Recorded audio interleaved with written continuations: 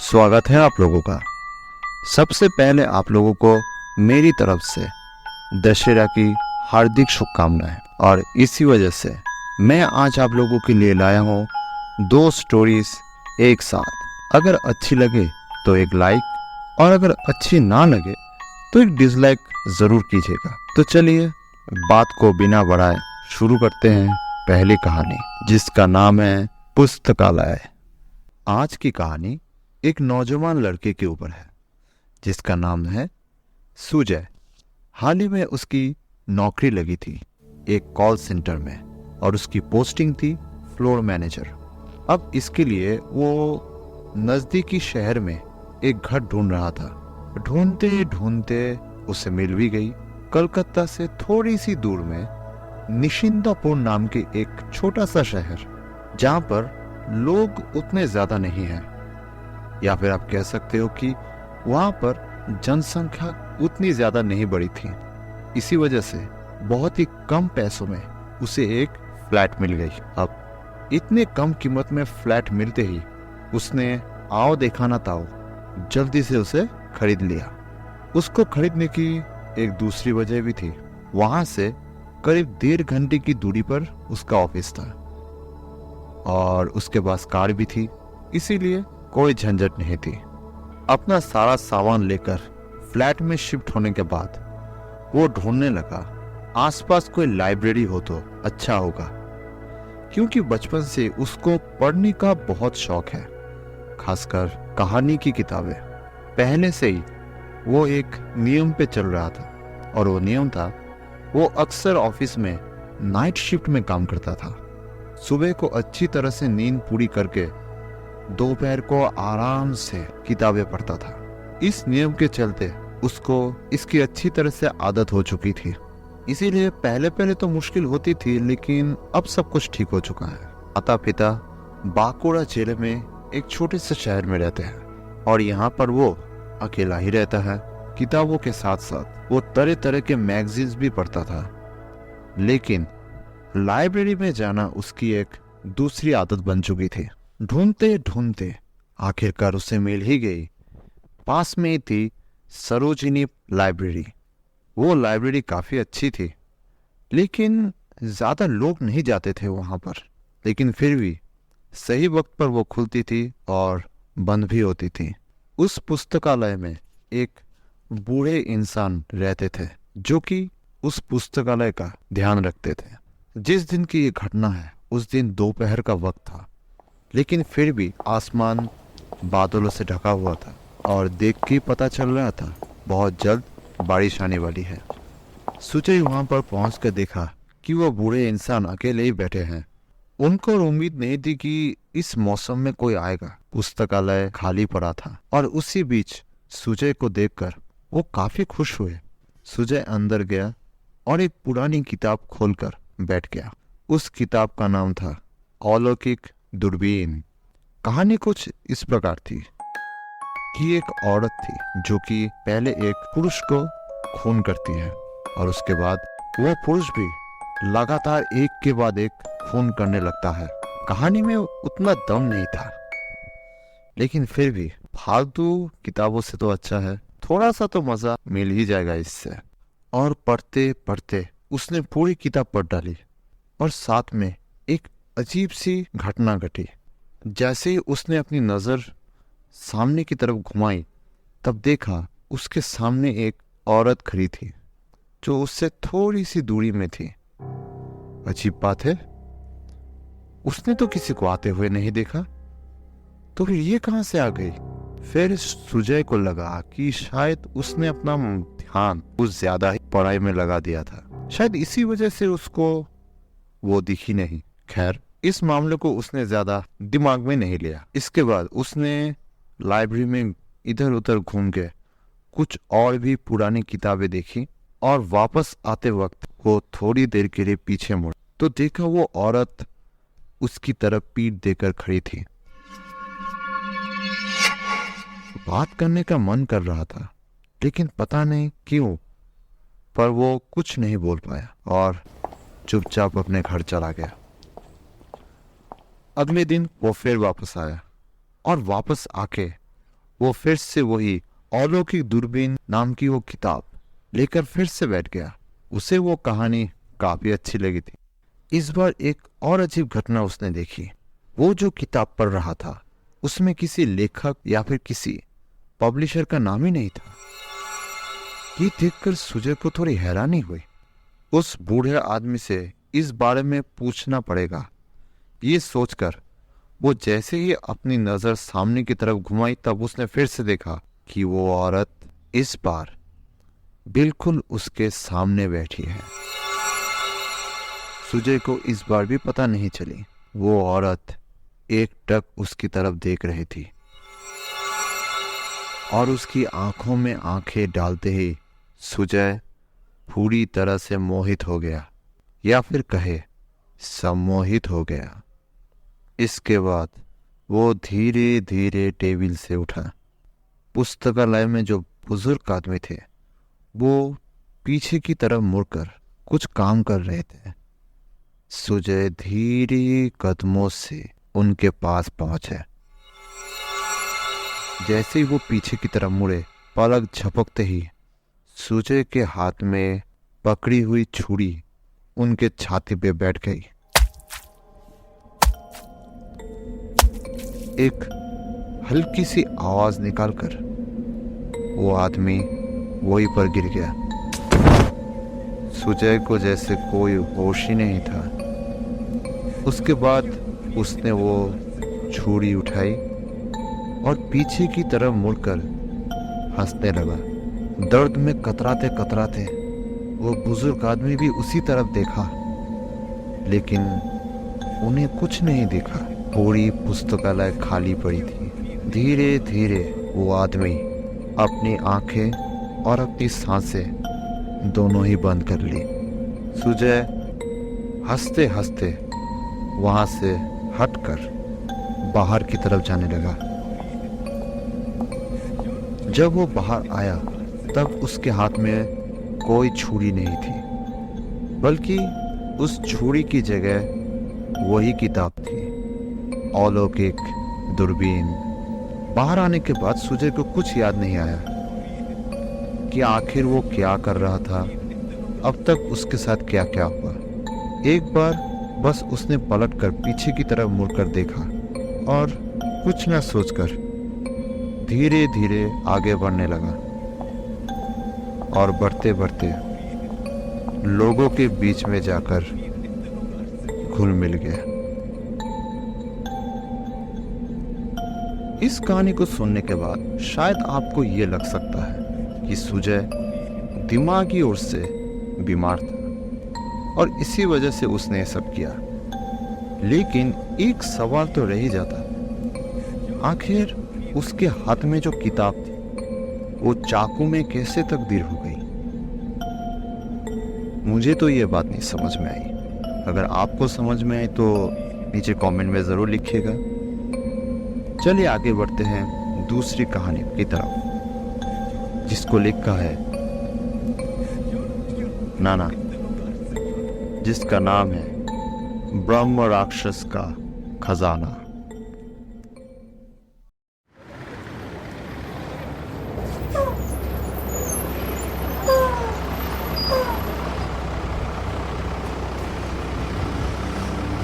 इलाहाबाद से पश्चिम की तरफ बस से जाने के बाद हम लोग पहुंच गए पन्ना, और यहाँ से थोड़ी दूर आगे बढ़ते ही हम पहुंच गए खजुराहो नाम की एक जगह पर।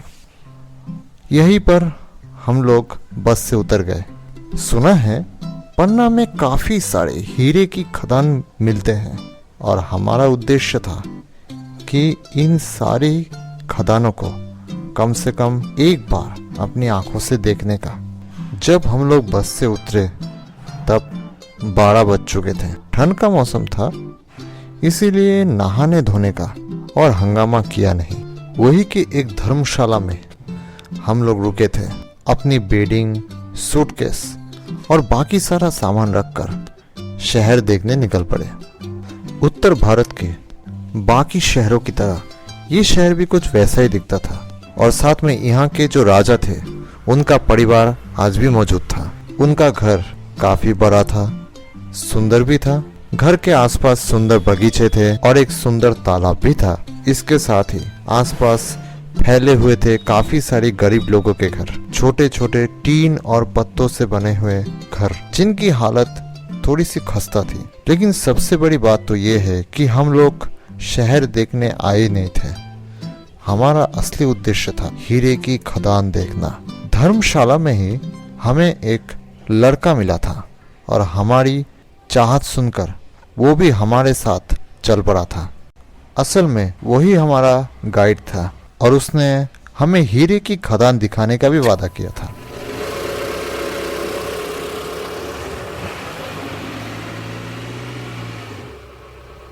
थोड़ी दूर आगे बढ़ने के बाद हमें एक नदी दिखी। काफी चौड़ी थी लेकिन ज्यादा गहरी नहीं थी। कोई भी चाहे तो उसे पैदल ही पार कर सकता है। और उसके बाद 2-3 बड़े बड़े पेड़, एक बड़ा सा मैदान।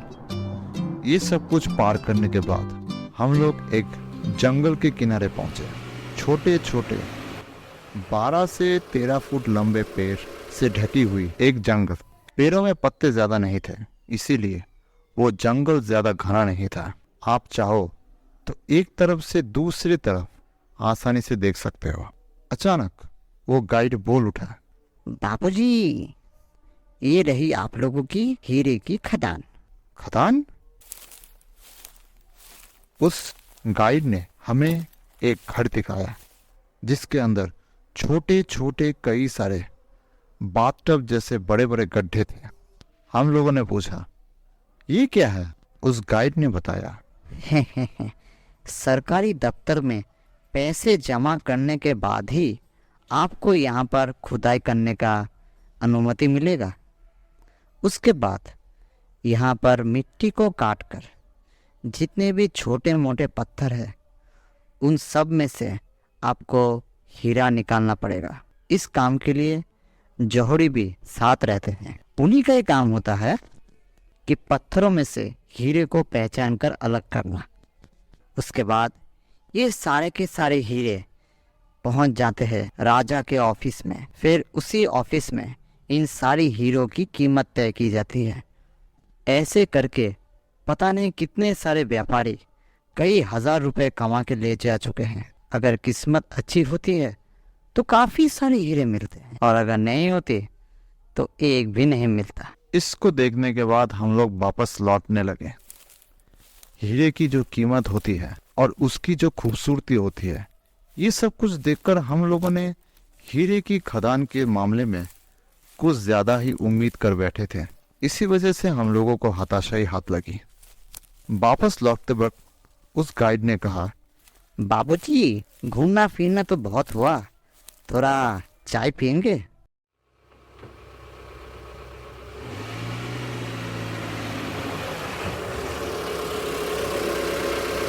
हम लोग उस आश्रम के पीछे की तरफ चले और एक बड़े से बरगद के पेड़ के नीचे आके खड़े हो गए। उस पेड़ के तले एक मंदिर था और थोड़ी सी दूर में एक चाय की दुकान। हम लोग वहीं पर बैठे। आश्रम के पीछे होने की वजह से जब हम लोग इस रास्ते से गए थे तब ये पेड़, ये मंदिर, ये चाय की दुकान कुछ भी हमें नहीं दिखी थी। एक साथ 4 लोगों को आते देख दुकानदार भी काफी खुश हुआ और कहा, बाबूजी, चाय के साथ और क्या पियेंगे? हम लोग सिर्फ चाय ही पिए, उसके साथ कुछ खाने का मन नहीं कर रहा था। गाइड वैसे इस मौके का फायदा उठाना नहीं छोड़ा। उसने 2 लड्डू उठा लिए।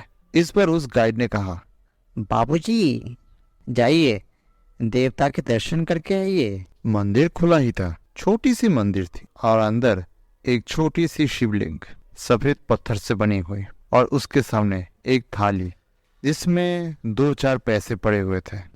उस लड़के ने यह भी कहा कि अमावस्या के दिन यहाँ पर बहुत सारे लोग आते हैं। एक मेला भी होता है और ये जो मंदिर बना है इसको बनाने का खर्चा स्वयं यक्ष और एक ब्रह्म राक्षस ने दिया था और उन्हीं ब्रह्म राक्षस के कहने पर जयराम जी नाम का एक आदमी इस मंदिर का निर्माण किया था और आज भी वो इसी पेड़ में रहते हैं।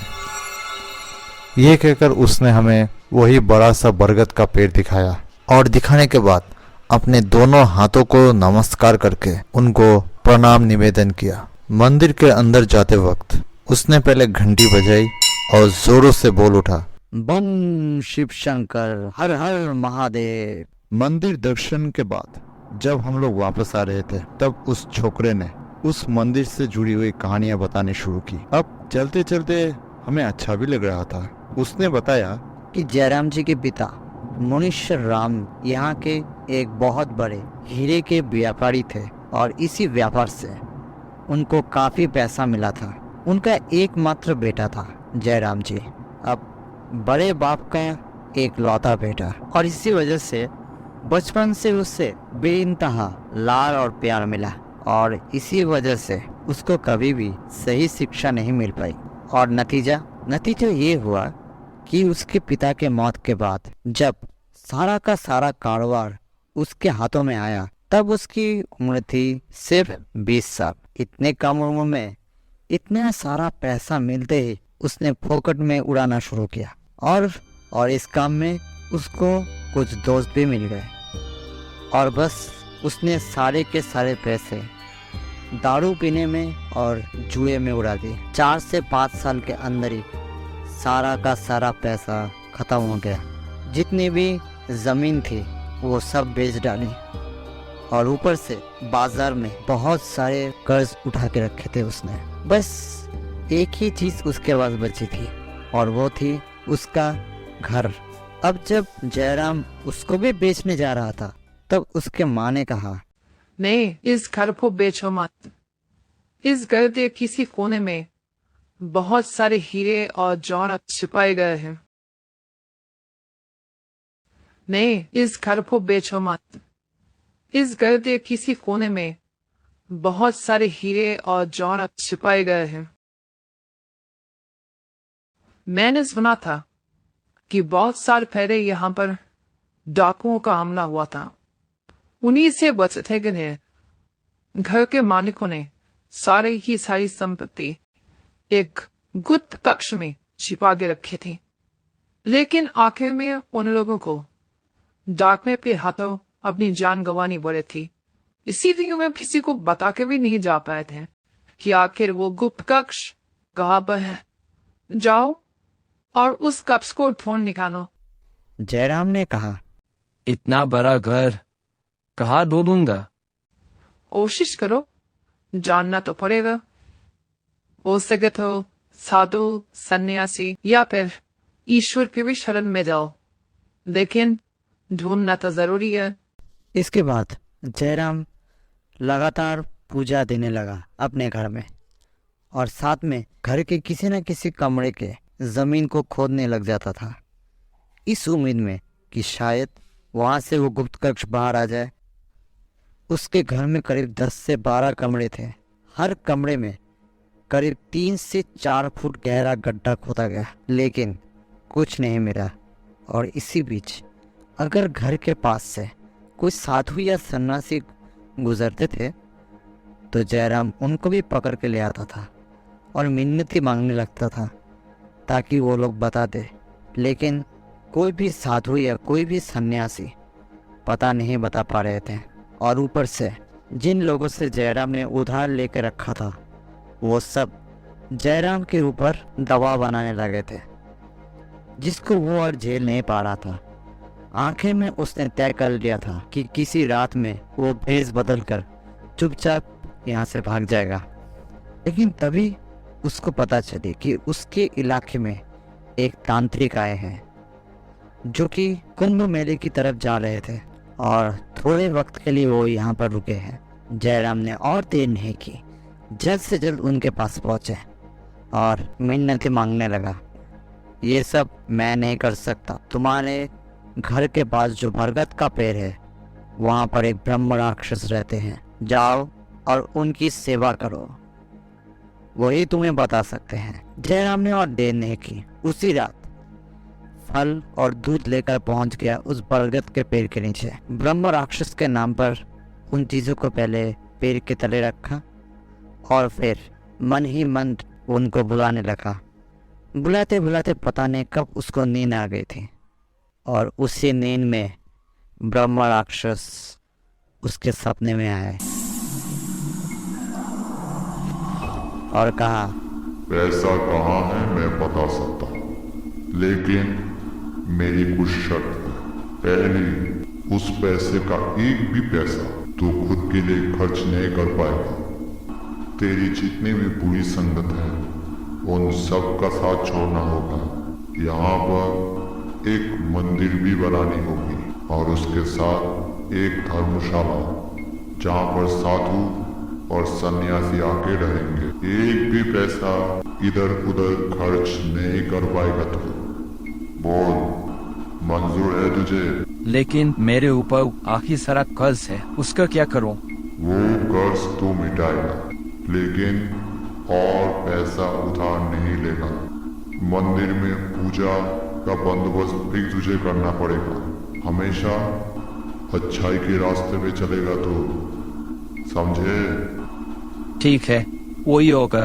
तो फिर जा, तेरे घर के जिस कमरे में पूजा पाठ होती है उसके दक्षिण की तरफ तुझे खोदना है। वहीं पर तुझे मिलेगा वो गुप्त कक्ष। ये सुनते ही जयराम जी की नींद उठ गई और उसने देखा उसके सामने खड़े थे एक बड़ी सी परछाई, और देखते ही देखते वो परछाई हवा में कहीं गायब हो गई। जयराम की और हिलने की ताकत नहीं थी। वो वहीं पर बैठकर ठक ठक काँप रहा था।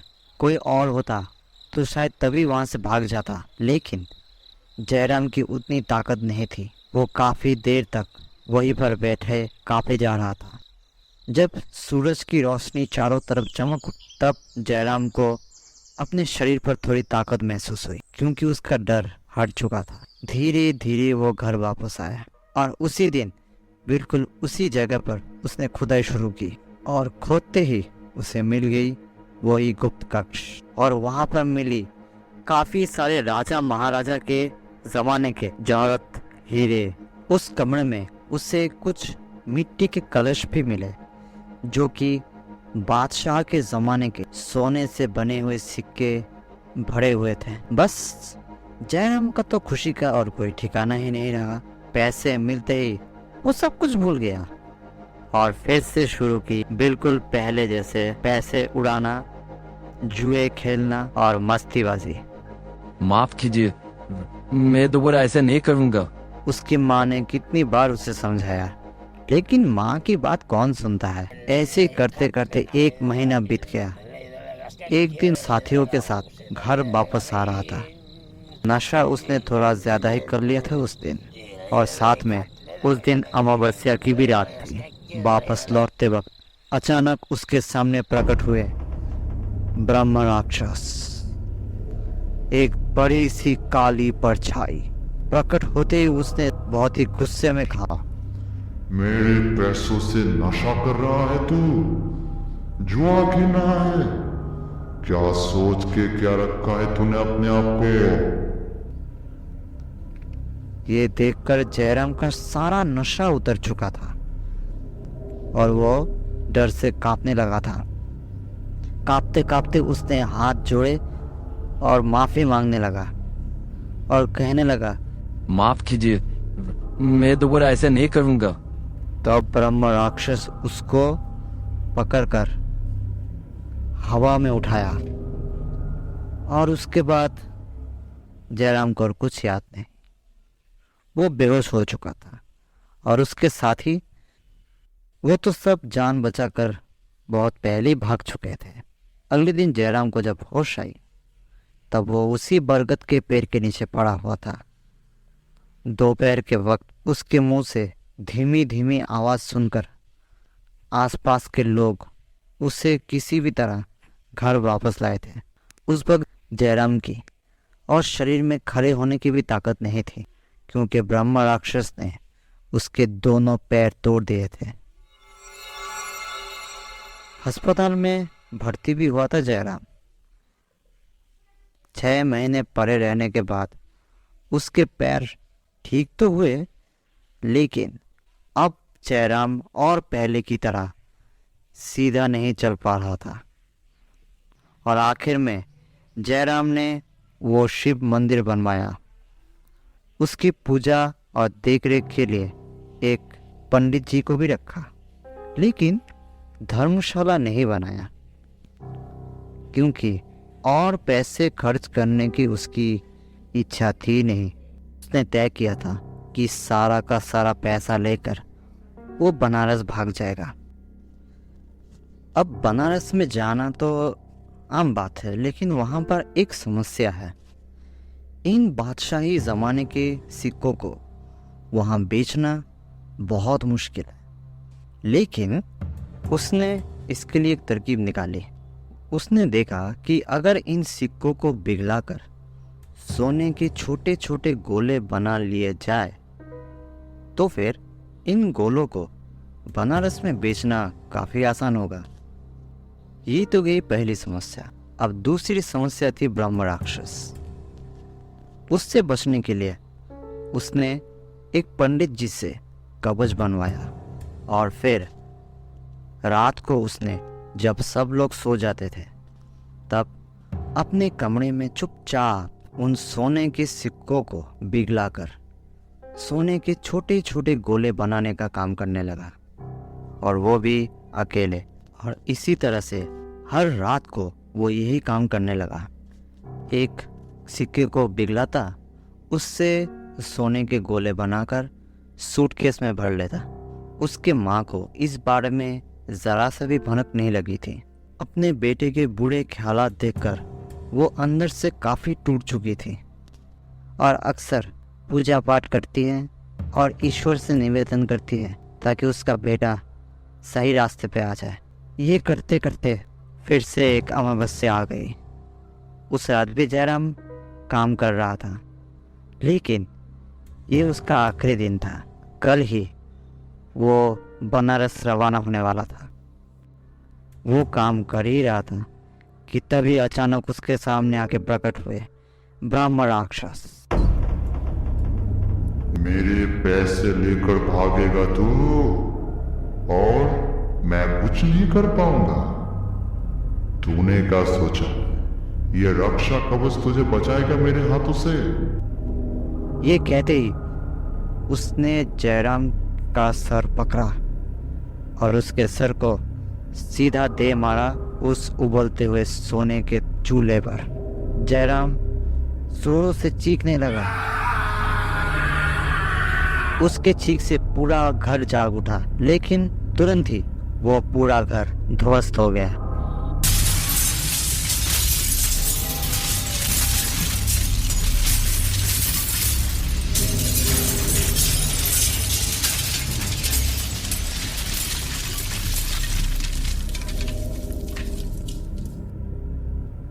पूरे शहर के लोग हैरान रह गए। कोई भूकंप नहीं, तूफान नहीं, आग भी नहीं, तो फिर ये मजबूत घर गिरा कैसे?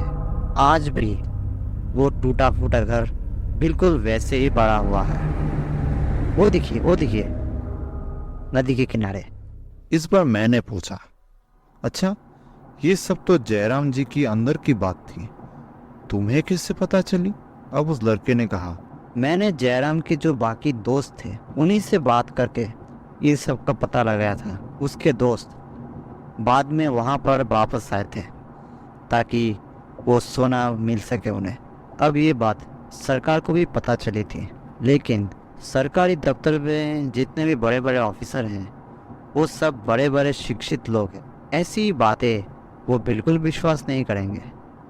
इसीलिए आज तक वो जगह बिल्कुल वैसी ही पड़ी हुई है और वहाँ पर जो सोना दबा हुआ है वो शायद अब तक मिट्टी में मिल चुकी है। हाँ। बात करते करते हम लोग फिर से होटल में वापस आ गए। ब्रह्म राक्षस पर मेरा यकीन है नहीं, लेकिन जो मंदिर और जो टूटा फूटा घर है उस पर तो कोई अंधा भी यकीन कर लेगा। बस एक ही इच्छा मेरे अंदर रह गई कि अगर सच में उस घर के नीचे सोना है, हीरे है, तो फिर वो कहाँ है? क्या वो सच में अभी भी ठीक है? पता नहीं, पर आज भी जानने के लिए बड़ा ही दिल करता है। तो देखा आप लोगों ने, जो देना जानते हैं वो लेना भी जानते हैं।